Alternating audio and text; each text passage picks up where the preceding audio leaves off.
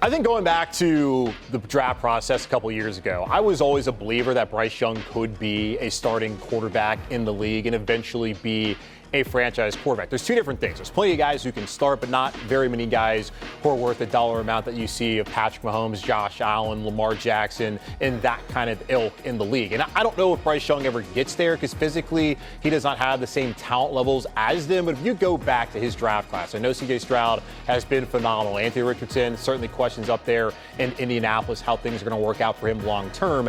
When you go back and look at the film in college, Bryce Young was the better player of all those guys. And I don't think the situation he stepped into a couple of years ago where only Adam Thielen was the only guy you could rely on, all the injuries there on the offensive line, and of course the too many cooks in the kitchen, too many people in his ear, I don't think he was put in a position to succeed. And of course last year with Dave Canales coming over, the changes offensively at the offensive line and added weapons, you felt good about it.